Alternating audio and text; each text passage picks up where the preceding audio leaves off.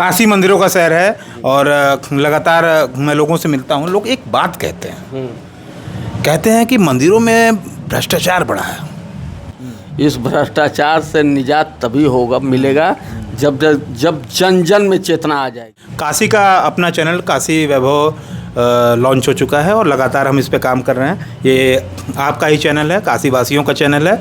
मैं तो सिर्फ एक कर्मचारी मात्र हूँ और इसी काशी वैभव चैनल में काशी के ही जाने माने नाम या कह लीजिए क्रांतिकारी नाम हिमांशु सिंह जी हमारे साथ हैं, जो चंद्रशेखर फाउंडेशन के अध्यक्ष भी हैं और उनसे हम तमाम मुद्दों पे बात करेंगे, काशी के मुद्दों पे बात करेंगे कि काशी में जो सबसे बड़ी समस्या जाम को लेकर के है, ट्रैफिक को लेकर के है और यहाँ शिक्षा में भ्रष्टाचार है। हॉस्पिटल्स की संख्या इतनी ज़्यादा है इस शहर में, बहुत ज़्यादा। एक कहावत भी यही है कि मोक्ष पाने के लिए लोग काशी में आते हैं, यहाँ हॉस्पिटल भी बहुत ज़्यादा है। तो तरह तरह की बातें हैं जो की जाती हैं। काशी वैभव में हिमांशु सर, आपका बहुत बहुत स्वागत है। बहुत नमस्कार आपको, धन्यवाद। काशी की सबसे बड़ी समस्या जाम, ट्रैफिक, किस तरह देखते हैं? देखिए, काशी की जो समस्या है, चूँकि काशी गलियों का शहर रहा है और पूरा पूर्वांचल और आधा बिहार, कुछ मध्य प्रदेश, कुछ झारखंड, कुछ छत्तीसगढ़ के लोग यहाँ के काशी में बसे, अपना घर बनाए और ये सिलसिला बढ़ता जा रहा है। जनसंख्या बढ़ती गई। आज बनारस की आबादी करीब 40 के ऊपर है जी, जो पेपर में है, वैसे एक्चुअल में 50 के ऊपर है।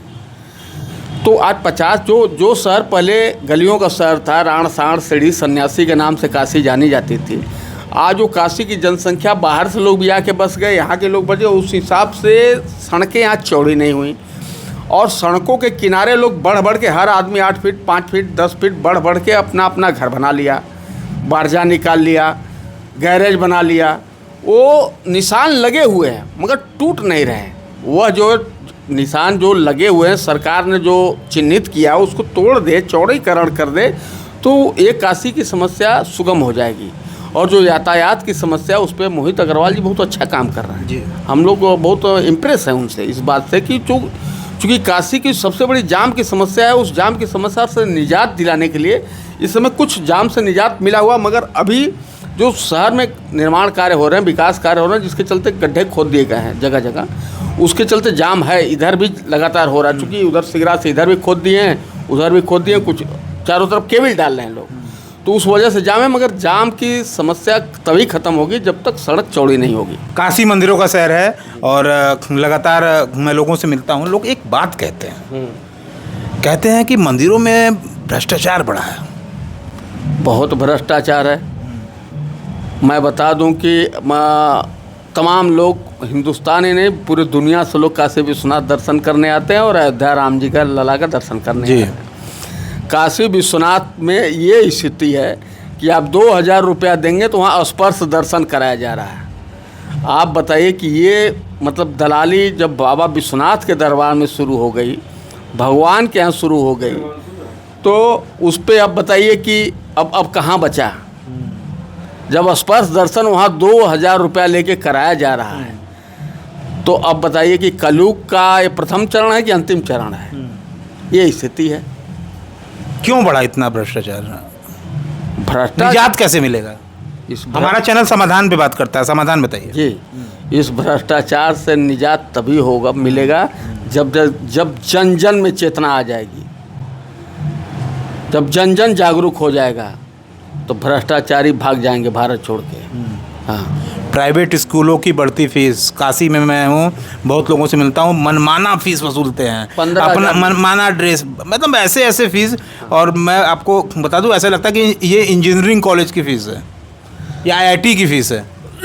देखिए, ये प्राइवेट स्कूल जो है, दो देश को सबसे अधिक खोखला कोई किया है तो शिक्षा माफिया और चिकित्सा माफिया ने।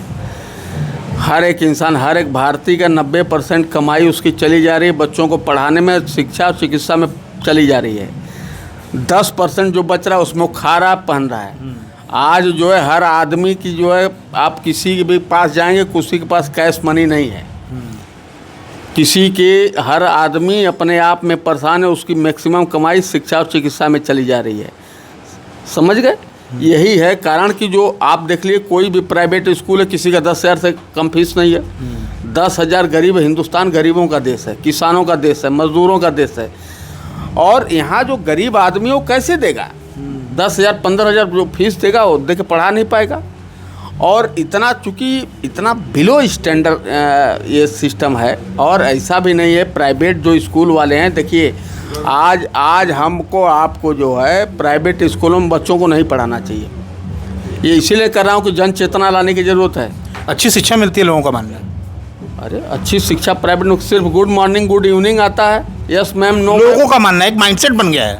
लोगों का मानना नहीं है, एक स्टेटस सिंबल हो गया है कि मेरा बच्चा उस स्कूल में पढ़ता है। उस स्टेटस सिंबल के तहत लोग आज बच्चों को अपने स्कूल में भेज रहे हैं, महंगे स्कूल में भेज रहे हैं, अपना स्टेटस सिंबल बढ़ाने के लिए। जैसे आप देखते होंगे स्टेटस सिंबल होता जा रहा है कि फलाने फला गाड़ी से चल रहे हैं, फलाने के बच्चे फला स्कूल में पढ़ रहे हैं। ये स्टेटस सिंबल हो गया है। लोगों को पता है कि सबसे रद्दी पढ़ाई हो रही है सनबीम स्कूल में, पर तब भी अपना स्टेटस मेंटेन करने के लिए आदमी जो उसमें पढ़ा रहा।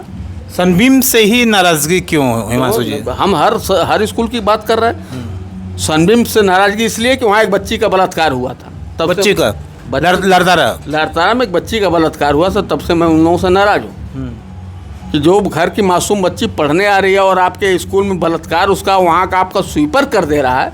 कैसा मैनेजमेंट है? और अभी तक उस कॉलेज का मैनेजमेंट का कोई आदमी जेल नहीं गया, उसके निदेशक और एमडी अभी तक जेल नहीं गए। कहीं ना कहीं हमारे सिस्टम लचर है, व्यवस्था में कहीं ना कहीं कला है। चौथा सवाल, स्वास्थ्य चिकित्सा। लास्ट टाइम याद है हम लंका चौराहे पे मिले थे, एक आंदोलन चल रहे थे आप, और 500 करोड़ के गबन का आरोप आपने लगाया था जाने माने डॉक्टर सौरभ सिंह के ऊपर।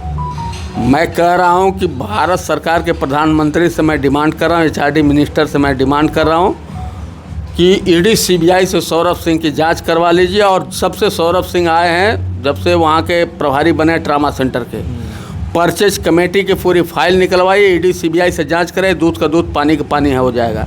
500 रुपये की चीज़ 5,000 में खरीदी गई है, ये स्थिति है। 500 रुपये की चीज़ 5,000 में खरीदी गई है। वही तो मैं कह रहा हूँ कि ईडी सीबीआई से जांच करा लीजिए। अगला व्यक्ति भी तो यही ना पूछेगा कि व्हाट इज़ द प्रूफ क्या है आपके पास? मैं जनहित बिना एविडेंस के ऐसे आरोप लगाना। मैं जनहित याचिका करने जा रहा हूँ, आरोप लगा रहा हूँ मीडिया के सामने ना। आरोप मैं सारा प्रूफ जो मेरे पास है, कागजी प्रूफ लेके मैं जनहित याचिका करने जा रहा हूँ। ट्रामा सेंटर पे लोगों ने आपको सुना, मिनिस्ट्री मीडिया में भी आपका न्यूज़ मैंने देखा, काफ़ी चला है, और भी चिकित्सालय तो हैं, उन पे हमला क्यों नहीं है हिमांशु जी का? नहीं सर, सुंदरलाल चिकित्सालय पे भी मैं बोल रहा हूँ। कपिल चौरा पे भी भ्रष्टाचार है। ये जो पंडित ये जो अडली बाजार में दीनदयाल उपाध्याय हॉस्पिटल है, वहाँ पे भी डॉक्टर नहीं है, मशीनें खराब हैं, एक्सरे नहीं हो पा रहा, अल्ट्रासाउंड नहीं हो पा रहा, जनरेटर नहीं है। उसके लिए आंदोलन कब होगा? उसके लिए आंदोलन कुछ लोग तो ये भी आरोप लगा रहे हैं कि हिमांशु सिंह जी का व्यक्तिगत दुश्मनी है क्या सौरभ सिंह के, क्योंकि हमले ट्रामा सेंटर पे ही लगातार हो रहे हैं। सौरभ सिंह से मेरी क्या दुश्मनी है? मैं तो कुछ लोग कह रहे थे, मैं तो जानता नहीं सौरभ सिंह कहाँ के रहने वाले हैं। मुझसे कुछ लोग कह रहे हैं व्यवस्था के खिलाफ लड़ रहा हूँ। हाँ। सौरभ की जगह मेरे पिताजी भी होते तो मैं उनके खिलाफ लड़ता है, उस व्यवस्था के खिलाफ मैं लड़ रहा हूँ, सौरभ से मैं नहीं लड़ रहा हूँ। सौरभ इस्तीफा दे के हट जाए ट्रामा सेंटर से, जो आएगा दूसरा उससे हम लड़ेंगे। मैं सौरभ से नहीं लड़ रहा हूँ, सौरभ को मैं जानता भी नहीं। सौरभ सिस्टम से लड़ रहे हैं, मैं व्यवस्था से, हाँ सिस्टम से लड़ रहे हैं, जो सिस्टम है उससे लड़ना है, उससे मेरी लड़ाई। सौरभ को मैं न जानता हूँ, न बहुत पहले जब मैं काशी विश्वविद्यालय का छात्र था तो मैं देखा था, उसके बाद तो मैं देखा भी नहीं। बड़ा ही बेबाक तरीके से आप जवाब दे रहे हैं। आखिरी सवाल है और उम्मीद है लगातार हम आगे भी मिलेंगे काशी वैभव में। आखिरी सवाल ये है, घाटों पे वाराणसी के घाट जो थे, मतलब वहाँ पे मैं देखता हूँ युवक युवतियाँ बियर पीते हुए, गांजा पीते हुए और सिगरेट वगैरह पीते हुए मैं घाटों पे देखता हूँ, बड़ा दुख होता है जी, बड़ा दुख होता है जी। गोवा बना लिया है, ऐसा लगता है गोवा बन गया है वो। ऐसा है कि सरकार भारत से ही, जैसे आप कह रहे हैं कि घाटों पे बियर पी रहे हैं, दारू पी रहे हैं, मैंने अपनी आंखों से देखा है और मैं तो वीडियो भी बनाया हूँ। भारत का नौजवान दिशा विहीन हो चुका है। मैं अभी चंद्रशेखर जी पूर्व प्रधानमंत्री के जयंती के उपलक्ष्य में यही मैंने बोला कि भारत का नौजवान, भारत का युवक, भारत की युवतियाँ दिशाविहीन हो चुके हैं। उनको ना अपने खुद के बारे में पता है, ना देश के बारे में पता है, ना परिवार के बारे में पता है, ना खुद के बारे में चिंता है, ना देश के बारे में चिंता है, ना समाज के बारे में चिंता है। आने वाले समय 25 साल बाद हिंदुस्तान ही नहीं पूरे दुनिया में जल और वायु के लिए युद्ध होगा। पीने के पानी के इंसान तरस जाएगा। लोग आज का युवा नहीं समझ रहा है। आज आप जो पेड़ लगाएंगे वो आपको ऑक्सीजन 15 साल बाद देगा, 10 साल बाद देगा। और अगर आज नहीं लगाएगा आज का भारत का युवा, तो आने वाले समय में जल और वायु के लिए इसी भारत में आंदोलन होगा। आपको पीठ पे ऑक्सीजन का सिलेंडर लेके चलना पड़ेगा। कैंट पे लगातार देह व्यापार बढ़ रहा है। कैंट पे देह व्यापार बढ़ रहा है तो वहाँ के डीआरएम और उससे बात करिए ना। देह व्यापार तो मैं रोकने वाला हूँ नहीं। उसके लिए भी तो एक आप क्रांतिकारी चेहरे हैं, तो एक अपेक्षा आपसे, आपकी क्या राय है इस पे? मैं तो राय जानना चाहता हूँ। मेरा कहना है कि आप पुलिस कमिश्नर मोहित अग्रवाल से बात करिए, क्यों देह व्यापार हो रहा है। वहाँ जो डीआरएम है रेलवे के, उनसे बात करिए देह व्यापार क्यों हो रहा है। वो कहीं ना कहीं रैकेट है। भीख, प्रधानमंत्री का क्षेत्र, यहाँ भीख मांगने वाले बच्चों के लिए खिलाफ अखबारों में पढ़ते हैं कि यहाँ भीख मांगते हुए नहीं मिलेंगे लोग। और हर चौराहे पे गाड़ी रुकते ही शीशा खटखटाने लगते हैं, भीख मांगते हैं। तो सिर्फ अखबारों में जुमलाबाजी हो रही, काम तो धरातल पे कोई कर नहीं रहा। तो ये थे हमारे साथ हिमांशु जी, जो कि काशी में क्रांति के बड़े चेहरे हैं और हर मुद्दों पे लगातार आंदोलन करते रहते हैं। और जितेंद्र यादव, काशी वैभव के लिए हिमांशु सिंह जी के साथ धन्यवाद।